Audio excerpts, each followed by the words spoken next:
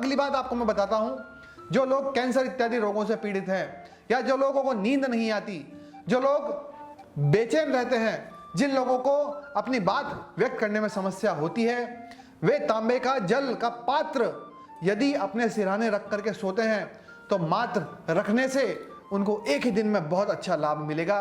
यह आप चाहें तो आज ही प्रयोग करके देख सकते हैं। अब शर्त क्या है कि तांबा सच्चा हो और जल विशुद्ध हो, यानी कि ऐसा नहीं आपने कोई भी गंदा जल ही ले लिया और आपने उसका प्रयोग कर लिया। अगली बात, तांबे में ही वह क्षमता है कि जो नदियां इत्यादि हैं, या मैं कहूं जो कुंड हैं, या जो जल के स्रोत हैं, वहां पर तांबे को डालने का विधान हमारे शास्त्रों में बताया गया है कि तांबा प्रवाहित करो। क्यों? क्योंकि तांबे में वह क्षमता है जो जल का शोधन कर सकता है। तांबे में वह ऊर्जा है जो स्थायी जल को भी, यानी कि रुके हुए जल को भी बहते जल के समान ऊर्जाएं देने में सक्षम है। अच्छा, ऐसा नहीं है कि आपने तांबे के पात्र में जल भर दिया तो पूरा तांबा उसमें घुल गया। तांबा पूरा नहीं घुलता है उसमें, आप उसका वजन करके देखेंगे तो उतना ही वजन मिलेगा। लेकिन तांबे से जो ऊर्जाएं क्रिएट हो रही है, जो अणु परमाणु घूम रहे हैं, जो संरचना पानी की बन रही है, वह बहुत जल्दी चेंज होती है, बदलती है, जिस कारण से तांबा आपके लिए लाभदायी सिद्ध होता है। तांबे के सारे गुण जल में आ जाते हैं, जिससे कि वो आपके शरीर के लिए लाभदायक होता है। इस प्रकार से तांबे का जल काम करता है। हम राजीव भाई की बात करें, राजीव दीक्षित से आज पूरा देश परिचित है, तो उन्होंने भी तांबे के पात्र को एक बहुत योग्य पात्र बताया है। हाँ, कुछ चेतावनियां उन्होंने अपने वीडियो में दी थी या उन्होंने लोगों के साथ साझा की थी कि तांबे का जल 3 महीने तक आप पिएं और उसके बाद 1 महीने का गैप देवें, अंतर देवें। तो इस प्रकार से आप अपने जीवन में कर सकते हैं। इसका सीधा साधा कारण है कि ताम्र तत्व के जो अणु है वो शरीर में अधिक ना हो जाए, इसलिए आप 3 महीने पी करके 1 महीने का विराम दे करके पुनः उस क्रिया को आरंभ कर सकते हैं। जिन लोगों को अर्थराइटिस है उनके लिए तांबे का जल वरदान है, वो जरूर पिएं। जिन लोगों को अपच रहती है वो तांबे का जल जरूर पिएं, अवश्य पिएं, अपने जीवन में इसको उतारें। और एक महत्वपूर्ण बात अभी कुछ दिन पहले जो आपको मैंने बताई थी कि तांबे का जल जो सिरहाने रखते हैं उस जल को पीना नहीं चाहिए।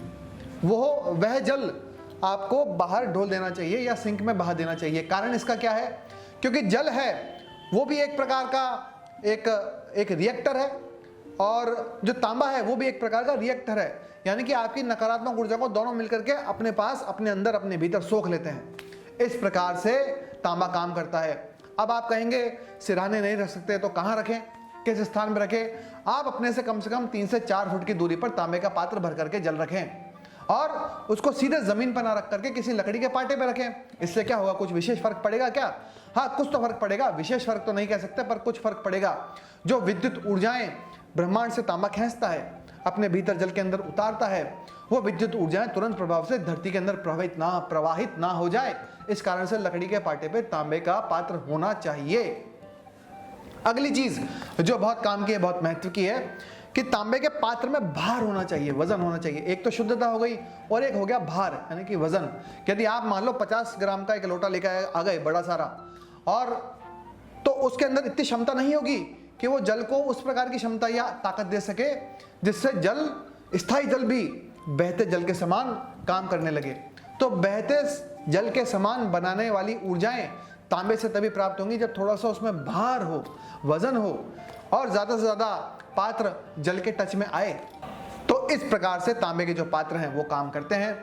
अब अगली बात, तांबा जब हमने चूज करा, हमने देखा, तो आप ये देख सकते हैं मेरे आसपास तांबे के कुछ ये कलश पड़े हैं। आप कोई भी पूजा विधान देखेंगे, वास्तु का उपाय देखेंगे तो तांबे का कलश का ही प्रयोग बताया गया है। क्यों? वहां पर अन्य धातुएं काम नहीं करती, क्योंकि तांबे में ऊर्जा, जो आपको 2 ऊर्जाएं बताई हैं, हीट सहन करने की और एक विद्युत को बनाए रखने की, यही ऊर्जाओं का संचरण करता है और लगातार हमको देता रहता है। अब एक बहुत आनंद की बात आपको मैं बताता हूं। रामायण काल में एक दृश्य आता है जहां पर भगवान लक्ष्मण अपनी भाभी के सुरक्षित करने के लिए लक्ष्मण रेखा खींचते हैं। तो वो कौन सा विज्ञान है? लक्ष्मण रेखा खींचने से क्या होता है? क्या एक जिस प्रकार से टीवी में दिखा, एक तीर निकाला और आपने कुछ मंत्र बोला और उसको खींच दिया, क्या वही लक्ष्मण रेखा है वास्तविकता में? नहीं, वो एक फैंटेसी है, वो एक कथा है, वो एक कहानी है। किंतु वास्तविकता में क्या कोई ना कोई साइंस उसके पीछे काम करती है, कोई ना कोई विज्ञान उसके पीछे काम करता है। तो क्या विज्ञान वह है? तांबे का ही वह विज्ञान है। वो ऊर्जा संचरण जो तांबा मेंटेन कर सकता है वो कोई नहीं कर सकता। यानी कि तांबे का हो सकता है कुछ ऐसा यंत्र बनाया गया हो जिससे मां सीता को सुरक्षित कर दिया गया और उस घेरे के अंदर कोई भी व्यक्ति प्रवेश नहीं कर सकता।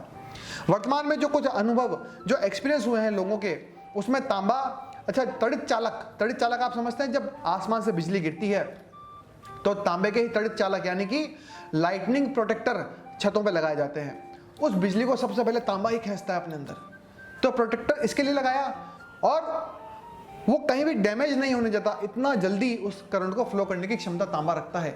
तो तांबे का ही यहाँ प्रयोग क्यों होता है, इस बात को आप समझिएगा, गौर कीजिएगा, क्योंकि तांबे में ही वह ऊर्जा है और वह क्षमता है। तो इस रामायण से भी हम लोग ये कल्पना कर सकते हैं या जान सकते हैं कि वहां पर तांबे का प्रयोग किया गया होगा, जिससे सीता माता को सुरक्षा दी गई थी।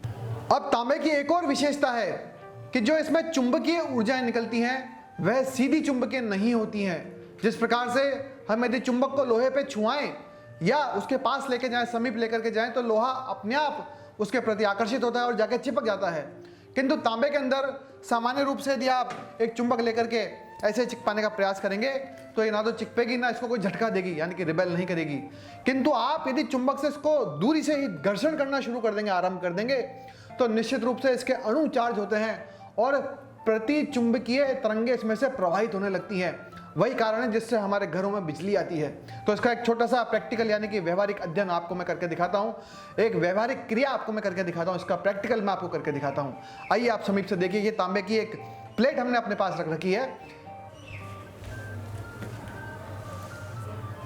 यह तांबे की प्लेट है। यदि मैं चुंबक लेकर के इसको दूरी से ही धीरे धीरे यदि हिलाना प्रयास करूंगा तो इसके कुछ अणु जो है वो चार्ज होना शुरू हो जाएंगे और आप देखेंगे ये प्लेट हिलने लग जाएगी। यह देखिए, ये कहीं से भी इसको टच नहीं हो रही, किंतु फिर भी ये प्लेट हिल रही है, यानी कि यह तांबा चार्ज हो रहा है। तो इस प्रकार की मैग्नेटिक वेव्स जो प्रतिचुंबकीय हैं, सीधी चुंबकीय नहीं है, इस प्रकार की ये जो धाराएं बहती है इसके अंदर, यह हमारे लिए बहुत काम की है, हमको बहुत ऊर्जाएं प्रदान करने में सक्षम है। तो इस प्रकार से आपको मैंने चीज दिखाई। अब अगली एक बहुत ही महत्वपूर्ण बात मैं आपको बताता हूं। आज बाजार में इस प्रकार की तांबे की बोतलें बहुत सारी उपलब्ध हैं और लोग इनका बहुत ज्यादा चुनाव भी करते हैं, किंतु यह उपयुक्त नहीं है। इसका कारण क्या है कि लगभग जितनी भी बोतलें हैं उन पर एक तो यह लेप चढ़ा दिया जाता है, कोटिंग चढ़ा दी जाती है। किस लिए? केमिकली कोटिंग इसलिए चढ़ाई जाती है ताकि ये काली ना पड़े। इससे क्या होगा? इससे आपने जो इसका स्पर्श ऊर्जा है उसको आपने समाप्त कर दी, यानी कि स्पर्श ऊर्जा इसकी खत्म हो चुकी है, समाप्त हो चुकी है। अब यह कोई काम की नहीं। दूसरा, इसमें जो कमी होती है, बहुत ज्यादा बड़ी कमी, कि इस पूरी की पूरी इस प्रकार की बोतलों में वजन ही नहीं होता, वेट ही नहीं होता। तो तांबा कैसे आपको ऊर्जाएं देगा, वो जल में कैसे ऊर्जाएं संचलित करेगा? तीसरी जो लोगों ने एक बहुत बड़ी कमी बताई है कि इसके अंदर हम लोग हाथ नहीं डाल पाते। आज 99% बोतलें इसी प्रकार की जिसमें आप हाथ डाल करके उसको धो नहीं सकते, तो ये किस काम की? और एक मेरे अध्ययन में ऐसी चीज आई है, ये इसमें भी मैं आपको राजीव भाई का नाम लूंगा। उन्होंने अपने किसी एक लेक्चर में, एक भाषण में बताया था कि तांबे का लोटा बहुत अच्छा होता है क्योंकि इसमें पानी में सरफेस टेंशन क्रिएट नहीं होता। हालांकि इस टर्म को, इस बात को अभी तक मैं समझ नहीं पाया हूं, ये मेरे नोटिस में नहीं आई है, किंतु मैं यह समझ पाया हूं कि तांबा बहुत शुद्ध होना चाहिए। इसके परिणाम हमने देखे तो बहुत अच्छे मिले। दूसरा, तांबे के बाहर कोई कोटिंग नहीं होनी चाहिए। ये जैसा रंग धरती माता ने बनाया है वैसे प्रकृति का रंग इसके ऊपर होना चाहिए। तीसरा जो मैं एक निष्कर्ष में पहुंचा हूं कि इस पात्र में या बर्तन में कुछ भार होना चाहिए जिससे कि आपके जल को वो ऊर्जावान कर सके। अब कुछ मूल प्रश्न है, आपको मैं वो बताना चाहूंगा कि आप जब भी बाजार से लेवें तो आप इन घटकों को देख लेवें कि एक तो आपका लोटा या इस प्रकार का कोई पात्र है वो वजन में भारी हो, मजबूत हो और जिसकी शुद्धता 99.9% हो ही हो। आप वो जहां से भी मिलता हो वहां से ले सकते हैं। यदि आपको नहीं मिलता है तो आप लोगों की सुविधा के लिए हमने ये कुछ लोटे तैयार करे हैं। कॉपर की बोतलें भी हमने बनाई, किंतु उसमें हमको एक समस्या आ रही है कि उसमें से पानी लीक होता है, उसके ढक्कन में से पानी लीक होता है। हम प्लास्टिक का उपयोग नहीं करना चाहते, तो हाल फिलहाल उसकी कोई युक्ति हमें सूझी नहीं है। इस कारण से हमने बोतलों को बनाने पे थोड़ा सा डिले कर दिया है। जब इस पे पूरा शोध हो जाएगा तो पूरे इसका निर्माण हम लोग आरंभ करेंगे। तो अभी हम लोग ये गिलास यानी कि चषक, तांबे के चषक और लोटे तो बना रहे हैं। तो आप चाहें तो हमसे मंगा सकते हैं, अन्यथा आपके जो समीप जो विश्वसनीय पात्र हो उससे आप बिना चिंता के ले सकते हैं। अब इसका एक महा उपाय आपको मैं बता देता हूं और कुछ प्रश्न आपको मैं बता देता हूं जिन प्रश्नों की जानकारी आपको होनी चाहिए, उनके उत्तर आपके पास होने चाहिए। जैसे कि वीडियो में शुरू में ही कुछ आसपास बोला गया था कि इसमें खटाई या अन्य तत्व तो नहीं रखने हैं, आपको केवल जल का स्टोर करना है। कितने समय तक करना है? कम से कम 6 घंटे करना है। 6 घंटे के बाद यदि आप इस जल को पीते हैं तो यह अपना काम करेगा। तीसरी बात, इसको सिरहाने नहीं रखना है, आपको अपने से कम 6 फुट दूरी पर रखना है। और आप चाहें तो बहुत बढ़िया आप परिणाम चाहें तो आप इसमें नीचे लकड़ी का कोई पाटा या कोई लकड़ी का एक फंटा रख दें, उसके ऊपर तांबे का पात्र रखें ढक करके।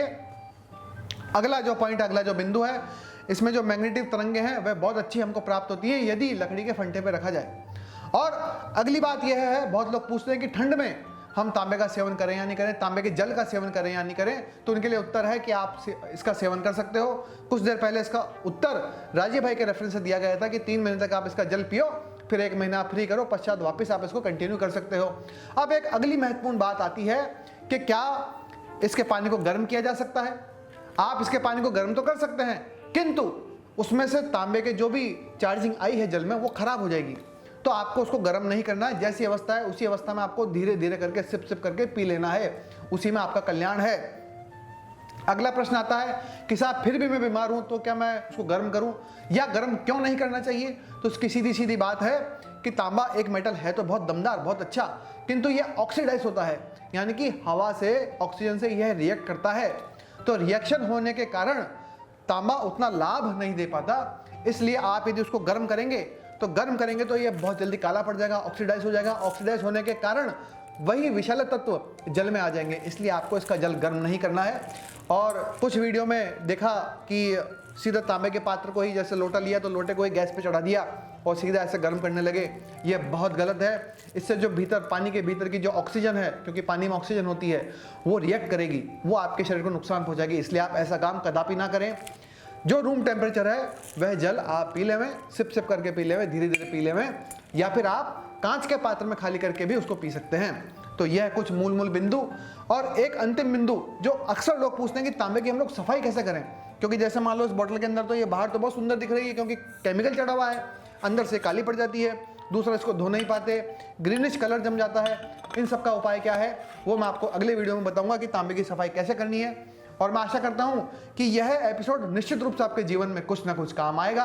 आपको लगता है कि मेरे काम का है तो आप हमारे चैनल को सब्सक्राइब कर सकते हैं, इसके लिए आप स्वतंत्र हैं।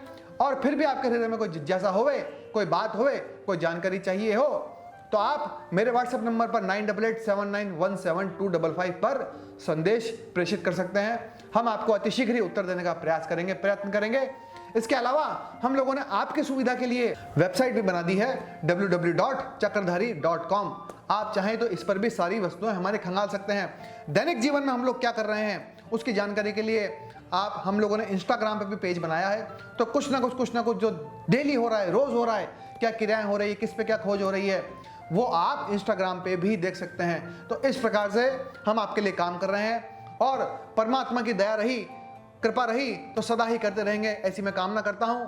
और आप सभी के जीवन में आप सभी को स्वास्थ्य एवं प्रसन्नता प्राप्त हो, इस प्रकार की मैं अभिलाषा करता हूं। और आप अपनी सभ्यता पर गर्व करें, इसके लिए मैं आपसे अनुग्रह करता हूं। आज के लिए इतना ही, शीघ्र अगले एपिसोड में मिलेंगे। धन्यवाद। जय चक्रधारी।